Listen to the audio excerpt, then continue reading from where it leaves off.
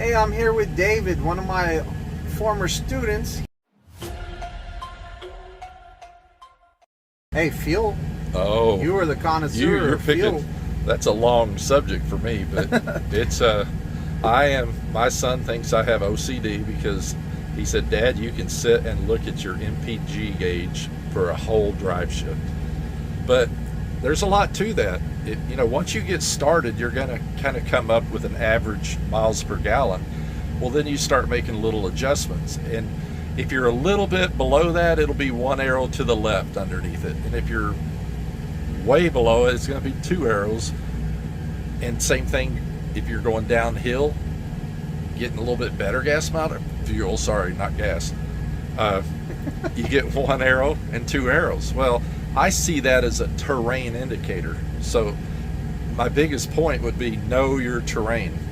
Everybody thinks Nebraska's flat. Nebraska's not flat. You gain like 5,000 feet across Nebraska going west. So obviously we were getting like in the upper 10s coming west to east. And then we'd go east to west on a different load that was comparable, same weather conditions, everything. And all of a sudden we're like at 9.2. It's like, why is that? So that's where I started really getting into the terrain and thought, well, no wonder going uphill. You think it's flat driving across it.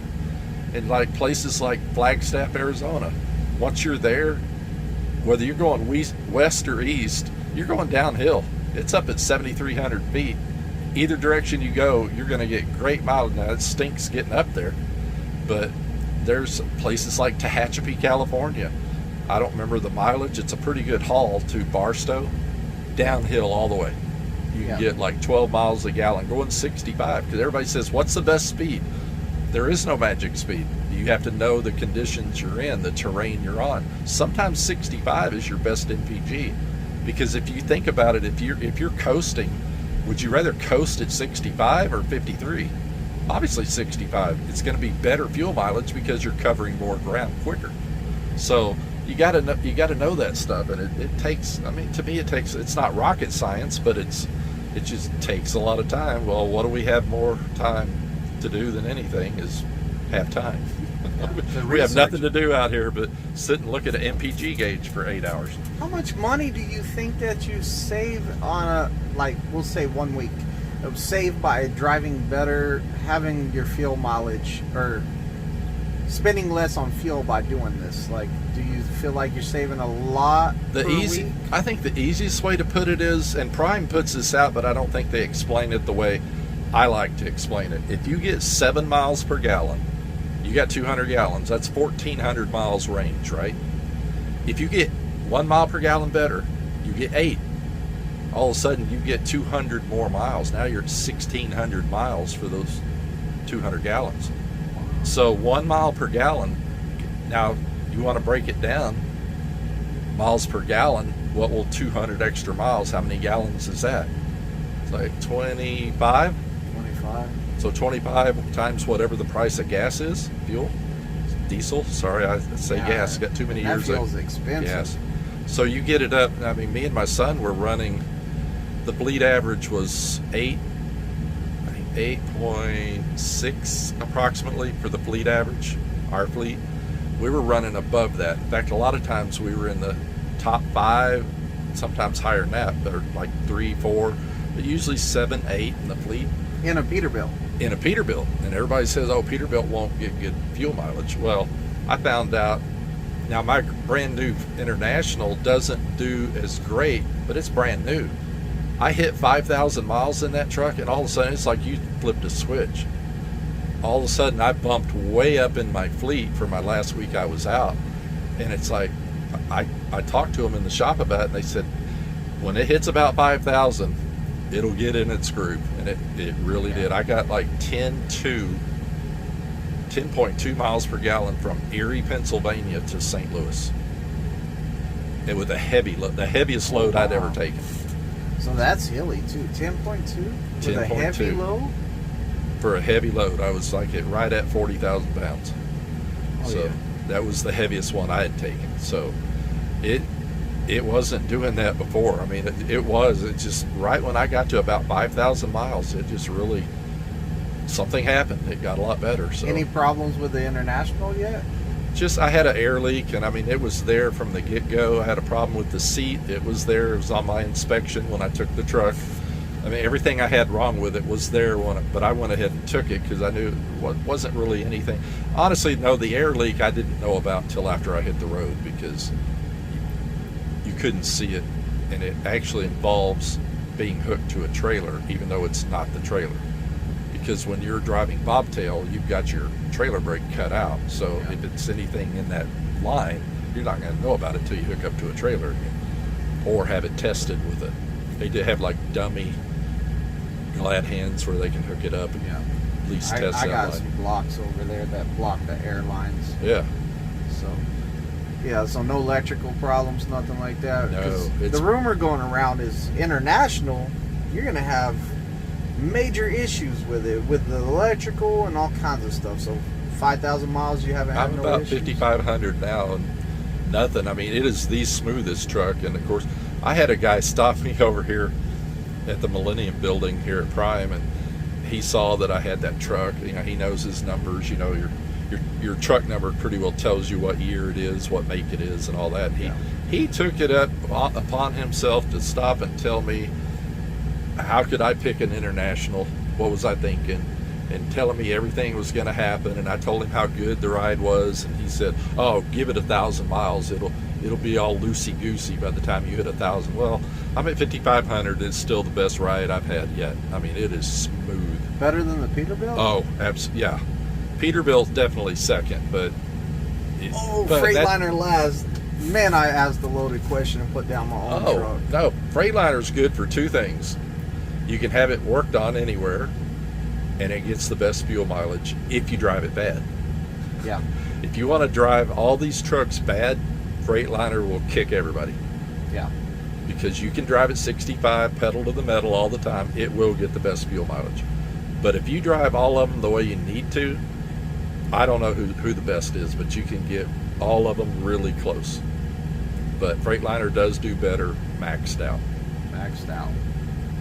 So that's pretty much the fuel mileage. It's a huge thing because like I just showed you, 1 mile per gallon makes a 200-mile difference in your range. So if you go from Prime pretty well figures everything off 7 miles a gallon. We've been running, and now I'm running over 9. So you go 2 miles per hour. That's 400 miles you gain off the same full tanks of fuel. That's a lot. Yeah, that's real good. So that's 50 gallons. If you can go to 9, that's 50 extra gallons. That's like 3.5 more hours you can drive without filling up. And 50 times. I mean, if you just took right now, the low end of diesel is $4 a gallon, our cost. So 50 times more, that's $200. About the macros to fill up, do you follow the macros, or do you look yourself to find the cheapest spots? I think what's that, Macro 27? Macro 27. Yeah, I get that, and then they also provide a map of the same information, and there's variables there that I don't always follow it, because the one thing Prime doesn't know is what your plans are, you know, where you're headed, you know, because I look at it and say, okay, I understand why they want me to get the amount of fuel here that they want me to get, but I also know from there I'm going to here, and that fuel jumps like $1 a gallon.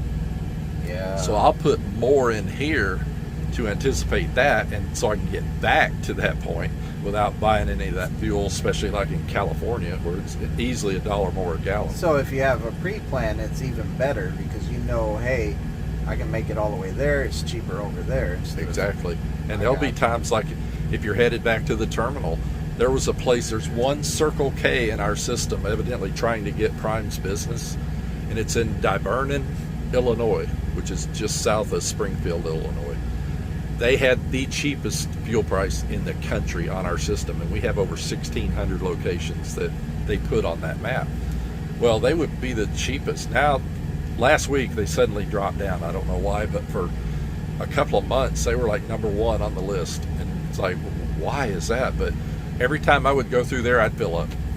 Where's the cheapest place to get fuel? Right this minute? Like, what's the cheapest state, I should say, or area? Right now, it's Georgia. Georgia. Don't know why. They weren't there, but now they are. and it's changed. I mean, like my son and grandson, they're headed back from California, headed to Minnesota. They just went that route. Well, they got pretty good fuel prices up until, like, I think Cheyenne was like one of the cheapest on their route, which was really strange.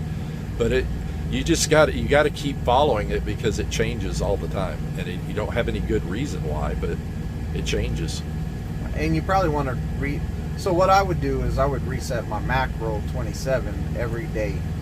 Every day I would right whenever I got up to restart it, because every day the fuel price would change. So I would restart my macro 27 at the start of the day. Yeah, minimum every morning. Yeah, every morning. Absolutely. I think you can do it every 12 hours, I think. Yeah. In fact, I just went through the trainer class, and the guy teaching that class said he runs it 3 times a day, because he swears that the prices can change up to 3 times a day. I'm not aware of that, but I'll take his word for it. He's been doing it a lot longer than I have. But you're the expert. You're who I'm calling, or I'm sending people to. It's fun. I mean, there's not a whole lot to do out there on the road, but I'm not the gaming guy. Yeah. I find stuff like that fascinating. I mean, and it's all about your income. It's fun to do, and it'll make me money. Yeah. If I can maximize my fuel, then I've made more money. So it's fun. You can't beat that too. Like anything to save you money or make your profit more, like I agree with it. Do it all the way. Just like fixing your own trailers and stuff like that. We talked about that. Fixing your own trailers, fixing the rivets. That's all tips to save money and save time. Time is money out here, and any way we can save time, we're making more money, because when that clock starts, it's hard to get it back. 8 days you get it back, or take a 34-hour reset to get it back. So time is money. Anything you can save that clock and get that truck moving every day more, the more loads you can do, the more revenue you make. I mean, the one thing we didn't mention about repairs, especially on a trailer, because Prime owns that trailer, and if you go down for whatever reason with a trailer, Prime pays the repair on it. So not only will you save yourself, I mean, I was down 3 days with 3 days lost revenue because of a stupid chute on a trailer. Well, had I had the ladder and been able to do that, not only would I have saved myself 3 days revenue, Prime would have paid me to fix it. Yeah. Oh, I forgot. We didn't even mention that. They pay you. Now, it's not huge money, but I mean, my son picked up a trailer and it was missing the mud flaps. He was at a truck stop anyway. They paid for the mud flaps and paid him $75 to put them on. He goes, "Dad, I'm no mechanic, but it took me like 15 minutes to put those mud flaps on, and they paid me $75. And you don't even have to go in the shop or wait for the shop or none of that. Because a truck stop would have charged you, a repair shop would have charged more than that. Prime knows that, so they take care of the driver and say, "Hey, we appreciate you doing that, and here's how we're gonna give you money." That's what everybody's after. Windshield wipers, same thing. Lights, all kinds of stuff they will pay you to do. Yeah. I don't claim the windshield wipers. I just do them myself. Prime's good to me, so I'm not trying to get them on everything. If I have to crawl under a trailer and change a mud flap, I'm getting paid. And there are differences. I mean, you got company drivers and lease drivers. Now the company, they'll pay you to do those windshield wipers. A lease driver, they're not going to pay you to replace your own windshield wipers. No. So. Or they used to pay you for the windshield wipers. Oh, I'm sure they on might company, not anymore. On company, I'm sure they would, because you're driving by the mile on company, and they're any repair, because you're not responsible for that truck on company. So they'll pay you to do just about anything. I was at a TA one time, and the guy in front of me, he was all like, I need new windshield wipers. I can't see when it rains, it smears it and blah, blah, blah. And they're all like, "So you want us to put it in the shop to change your windshield wipers out?" He's like, "Yeah." They're all like, "Okay, we got about a 2-hour wait." He goes, "That's fine." That's all they do, walk out to his truck. I said, "Do you have the windshield wipers?" He's all like, "Yeah." I said, "Dude, do your own windshield wipers. Check this out." I said, "Open up your hood." Climbed up on the tire, showed him how to do one. I said, "You do the other side." He did that. He was all like, "Oh, cancel my shop time." Like, they were going to charge him for that. I don't know how much it was, but... Right. Oh, yeah. It's not going to be cheap. I mean, because their hourly rate, I don't know what it is, but I'm sure it cost him over $100 to have it was probably $75 just for them to start. Oh, yeah.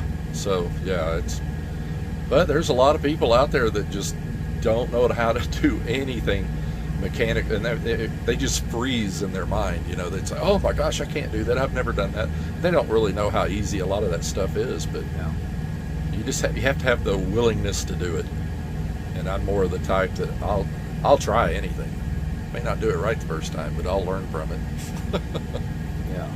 I mean, that's all you do is you try something out, and if it works, it works. If it didn't work, then guess what? Don't do that again. Exactly.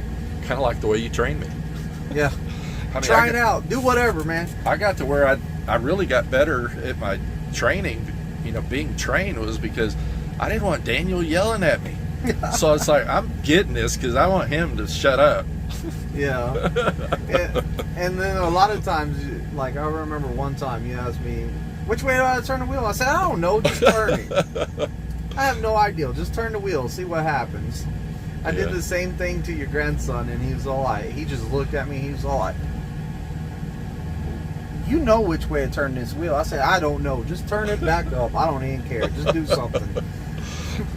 Yeah, I mean, a lot of that stuff we don't understand why you're doing what you're doing at the time, but later we kind of go, oh, I get it now. Yeah. It's like, he's not going to tell me which way to turn that wheel because I need to know which way to turn the wheel. Yeah, this is about having confidence in yourself. Yeah, and you're not going to be out there when I run into that situation again to tell me which way to turn the wheel. I better figure it out. Exactly.